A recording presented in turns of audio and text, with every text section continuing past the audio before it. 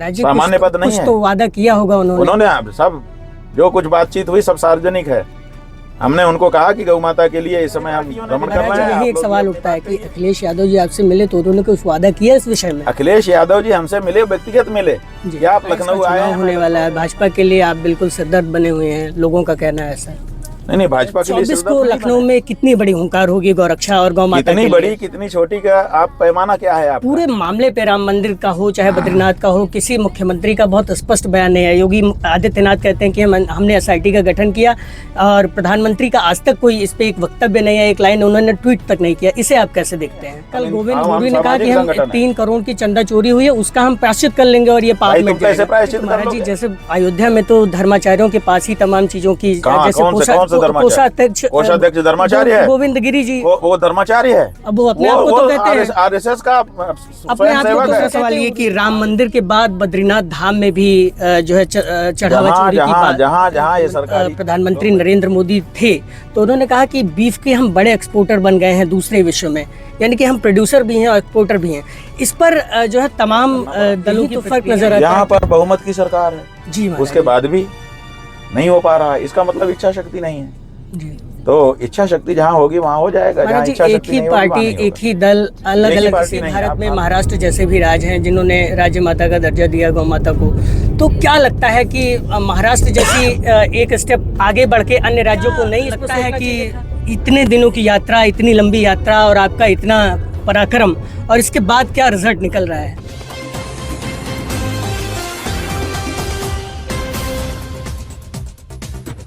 साथ आज बातचीत करने के लिए स्वामी अभिमुक्तेश्वरानंद जी महाराज हैं और इनसे हम बात करके ये समझने की कोशिश करेंगे कि इनकी जो भविष्य धर्म युद्ध यात्रा चल रही है उसमें अब तक की क्या प्रगति है और 24 को लखनऊ में जो महाधर्म संसद का आयोजन होगा उसमें क्या क्या चीजें होने वाली है। क्या लगता है कि इतने दिनों की यात्रा, इतनी लंबी यात्रा और आपका इतना पराक्रम और इसके बाद क्या रिजल्ट निकल रहा है? ऐसा है कि हम लोग रिजल्ट के बारे में ज़्यादा नहीं सोचते, हम लोग अपने कर्म के बारे में ज़्यादा सोचते हैं। हमारा काम था जनता के बीच में जाकर के जो वस्तु स्थिति है उससे जनता को अवगत कराना और उनको प्रेरित करना कि गौ माता की रक्षा के लिए आप अपने मताधिकार का प्रयोग करिए। वो हमने बड़ी गंभीरता के साथ, बड़ी दृढ़ता के साथ किया। अब कर्मण्येवाधिकारस्ते मा फलेषु कदाचन, फल में हमारा अधिकार नहीं है तो भगवान के ऊपर है। लेकिन आप आकलन की दृष्टि से अगर देखें तो लोगों ने भी हमको बताया और हमने स्वयं भी देखा है कि लाखों लोगों ने अभी तक प्रत्यक्ष रूप से हमसे मिलकर के संवाद किया और उन्होंने ये तय किया कि आने वाले चुनाव में गौ माता की रक्षा ही हमारा वोट के लिए मुद्दा होगा। हम उसी पार्टी प्रत्याशी को वोट देंगे जो गाय को माता घोषित करके हमारे पास आएगी।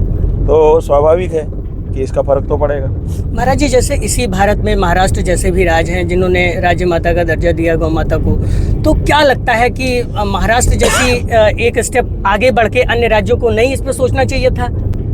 ऐसा है कि महाराष्ट्र में जो उस समय के मुख्यमंत्री थे एकनाथ शिंदे जी, वो शिवाजी महाराज के परम भक्त थे। बाकी पार्टियां शिवाजी को दिखावे के लिए मानती हैं, उनकी छवि को कैश करती हैं, माने शिवाजी की भक्ति असल में नहीं, वो असली शिवाजी का भक्त था। और इसीलिए जब हमने उसको कहा कि गौ माता की रक्षा के लिए ज़रूरी है कि उनको सबसे पहले पशु सूची से हटा करके माता के रूप में उल्लिखित किया जाए, तो उसको ये बात समझ में आ गई। उसने कहा मैं शिवाजी महाराज का भक्त हूँ और शिवाजी महाराज परम गौ भक्त थे, इसलिए मैं तत्काल इस प्रस्ताव को स्वीकार करके और ये करूँगा। और उसने कर दिया। आप देखिए जिस समय उसने किया उस समय वो छोटी पार्टी का नेता था और भारतीय जनता पार्टी के साथ मिलकर के उसने सरकार बनाई हुई थी, लेकिन उसने हिम्मत कर ली तो कोई विरोध नहीं कर पाया, करना पड़ा। यही तो फर्क नजर आता है। यहाँ पर बहुमत की सरकार है जी, उसके बाद भी नहीं हो पा रहा है, इसका मतलब इच्छा शक्ति नहीं है जी। तो इच्छा शक्ति जहाँ होगी वहाँ हो जाएगा। जहाँ इच्छा शक्ति नहीं होगी, पार्टी एक ही दल अलग अलग पार्टी नहीं। आप यहीं, इसीलिए हमने कहा कि वहाँ भारतीय जनता पार्टी पीछे थी जी, शिवसेना आगे थी और वो शिवसेना जो शिंदे के नेतृत्व वाली थी, वो शिवसेना ने ये किया है, भारतीय जनता पार्टी ने नहीं किया है। भारतीय जनता पार्टी को तो प्रोटोकॉल बनाना था जब से भारतीय जनता पार्टी, देखिए शिंदे ने ये किया, उसके बाद शिंदे के नेतृत्व में चुनाव लड़ा गया महाराष्ट्र में, शिंदे को बहुमत मिला, लेकिन इन लोगों ने उसके बहुमत को नकार करके उसको पीछे करके अपना मुख्यमंत्री बना दिए। अब वो जो मुख्यमंत्री है वो आज तक राज्य माता का प्रोटोकॉल नहीं बना रहा है। तो इसका मतलब ये है कि महाराष्ट्र में भी जहां इनका नेतृत्व है वहां गाय की सुनवाई नहीं है। वो शिवसेना की और शेखनाथ शिंदे जी की विशेषता थी कि उन्होंने ये किया था। अगर उनको दोबारा मुख्यमंत्री बनाया गया होता तो वो बहुत सुंदर प्रोटोकॉल भी बनाते और एक मॉडल बन जाता पूरे देश के लिए कि गाय का सम्मान कैसा होता है। ये शिंदे करके दिखा देता, लेकिन उसको पीछे कर दिया गया। पर जब प्रधानमंत्री नरेंद्र मोदी थे तो उन्होंने कहा कि बीफ के हम बड़े एक्सपोर्टर बन गए हैं दूसरे विश्व में, यानी कि हम प्रोड्यूसर भी हैं और एक्सपोर्टर भी हैं। इस पर जो है तमाम दलों की प्रतिक्रियाएं, आपकी क्या प्रतिक्रिया है? नहीं, हमारी क्या प्रतिक्रिया होगी? ये तो प्रमाण पत्र है जो हम लोग बार बार कहते थे। अब उसको प्रधानमंत्री ने स्वयं विदेश की धरती पे खड़े होकर के अपने श्रीमुख से वाच कर दिया, हमारे सर्टिफिकेट हो गया। अब क्या कहेंगे ये लोग? अब तो जनता को स्पष्ट हो गया। महाराज जी, दूसरा सवाल ये कि राम मंदिर के बाद बद्रीनाथ धाम में भी जो है चढ़ावा चोरी की बात, जहाँ ये सरकारी लोग बैठे हुए हैं, जहाँ इनके आदमी फिट हो गए हैं, वहाँ ये सब कुछ होगा। इसीलिए धर्म के परिसर में धर्माचार्यों और धार्मिकों की जरूरत है। धर्मनिरपेक्ष सरकारों की और धर्मनिरपेक्ष अधिकारियों की वहाँ जरूरत नहीं है। ये बात बिल्कुल स्पष्ट है। नहीं तो महाराज जी, जैसे अयोध्या में तो धर्माचार्यों के पास ही तमाम चीजों की, जैसे कोषाध्यक्ष धर्माचार्य है, गोविंद गिरी जी, वो धर्माचार्य है। अब वो अपने आप को तो कहते हैं आरएसएस का अपने आप को तो वो कहते हैं गुरु जी, आरएसएस का स्वयं सेवक है जी। उसको गिरुआ कपड़ा पहना करके बैठा देंगे तो आप उसको साधु कहने लगेंगे, फिर साधुओं को क्या कहेंगे आप? ऐसा मत करिए। वो उनका इतिहास निकाल के देख लीजिए ना। वो आरएसएस के स्वयं सेवक हैं, प्रचारक हैं, और उन्होंने आरएसएस के कहने पर जनता को धोखा देने के लिए गेरुआ कपड़ा पहन लिया है।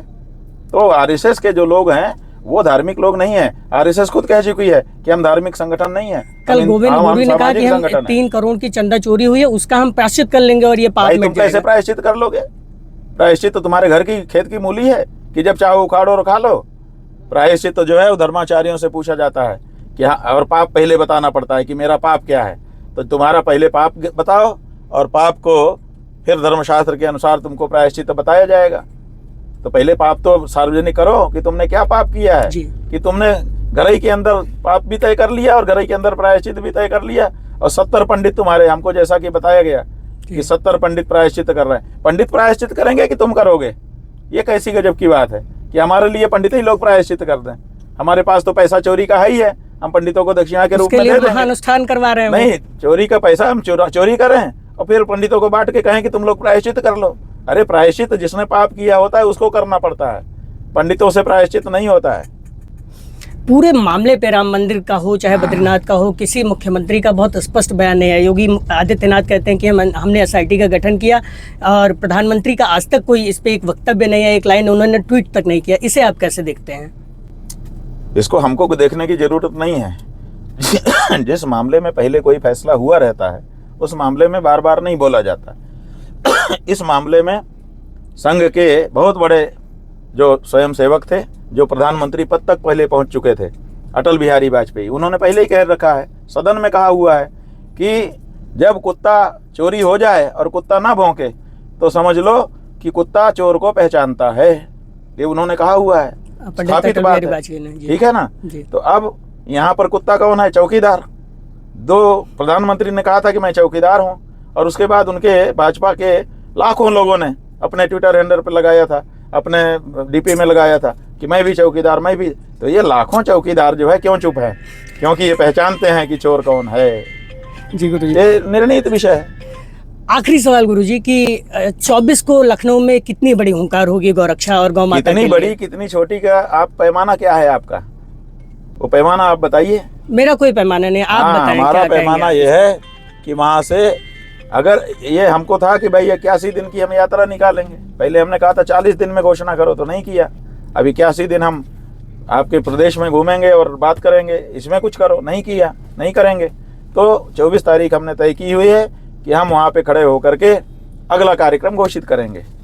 तो हमारा अगला कार्यक्रम उस दिन घोषित होगा कि हम अब अभी छोड़ नहीं रहे हैं, हम अभी इसमें और आगे ये करे वातावरण खड़ा करेंगे। 27 का चुनाव होने वाला है, भाजपा के लिए आप बिल्कुल सिरदर्द बने हुए हैं, लोगों का कहना है सर। नहीं, भाजपा के लिए सिरदर्द नहीं बने हैं। देखिए, देखने की दृष्टि है। हमने जो माहौल खड़ा कर दिया है इतना परिश्रम करके, जी ठीक है, एक माहौल खड़ा हुआ है गाय का। अगर भाजपा चाहे तो इसका फायदा उठा ले। अगर भाजपा पहले राज्य माता घोषित करती तो उतना प्रचार ना होता। आज माहौल है, जी अगर वो आज के दिन कर दें, जी अगर 24 तारीख को कर दें तो कितना बड़ी ताली उनकी पिटेगी, बोलो। बिल्कुल बिल्कुल। है कि नहीं? तो हमने उनको भी माहौल दिया हुआ है, और विपक्षी जो पार्टियां आप लोग कह रहे हो उनको भी माहौल दिया है कि तुम इसका फायदा उठा के तुम गौ भक्ति सिद्ध करो। तुम भी, आखिर हर पार्टी को गौ भक्त सिद्ध होना है कि नहीं होना है? तो भाजपा के बारे में अभी तक का जो उनका आचरण है उससे सिद्ध हो गया कि वो गौ भक्त नहीं है। उन्होंने गाय को केवल अपने चुनाव जीतने का एक फार्मूला बना रखा था। अब उन्होंने गाय को मात कह करके पुकारना भी गवारा नहीं किया, तो उनको, वो तो एक्सपोज हो रहे हैं, लेकिन अभी भी उनके पास संभालने का मौका है। वो चाहे तो लाभ उठा ले हमारी मेहनत का, और जो दूसरी पार्टियां हैं वो भी चाहें तो अब वो घोषणा कर दें कि हम हैं गौ भक्त। तो अभी तक उन्होंने भी नहीं किया है, दूसरी पार्टियों ने भी नहीं महाराज जी, किया है। यही एक सवाल उठता है कि अखिलेश यादव जी आपसे मिले तो उन्होंने कुछ वादा किया इस विषय में? अखिलेश यादव जी हमसे मिले, व्यक्तिगत मिले जी। कि आप लखनऊ आए हैं, मैं लखनऊ में रहता हूं तो मैं दर्शन करने आया, तो हमने आशीर्वाद दिया उनको। लेकिन जब तक उनकी पार्टी घोषणा न करे तब तक हम कैसे कुछ कहेंगे। इसलिए हमारा मामला बिल्कुल साफ है। कोई कितना ही बड़ा हो, वो हमारा दर्शन करने आ जाए, उतने मात्र से हम उसके पीछे नहीं हो जाते हैं। हमारे पास जो दर्शन करने आया है तो वो हमारा अनुगत बन के आएगा, हमारा आदेश वो मानेगा, हमारा अनुशासन वो मानेगा। बड़ा नेता आ गया तो हम ही उसके पीछे पीछे घूमने, ऐसा हमारा नहीं है। ये शंकराचार्य जी का पद है, ये ऐसे महाराज जी, सामान्य पद नहीं कुछ है। तो वादा किया होगा उन्होंने सब जो कुछ बातचीत हुई सब सार्वजनिक है। हमने उनको कहा कि गौ माता के लिए इस समय हम भ्रमण कर रहे हैं, आप लोग भी अपनी बात कहिए। उन्होंने कहा मैं पार्टी में बात करता हूँ, करेंगे। आज नहीं तो कल हर पार्टी को बोलना पड़ेगा जी। केवल भाजपा की बात नहीं है, केवल सपा बसपा और कांग्रेस की बात नहीं है। देश की हर पार्टी को, अगर हिंदू जाग गया और हिंदू ने कह दिया कि मैं तो गाय के लिए वोट करूंगा, तो हर पार्टी को इस बारे में साफ साफ कुछ न कुछ बोलना ही पड़ेगा। वो मौका आएगा, इसके लिए हम परिश्रम कर रहे हैं।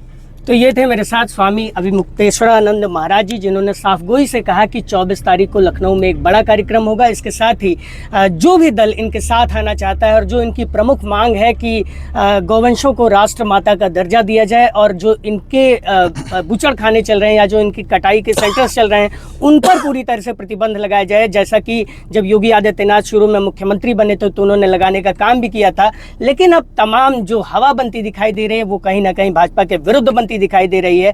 देखना होगा कि 24 तारीख को क्या होता है और आगे की क्या रणनीति होती है। फिलहाल मैं योगेंद्र त्रिपाठी।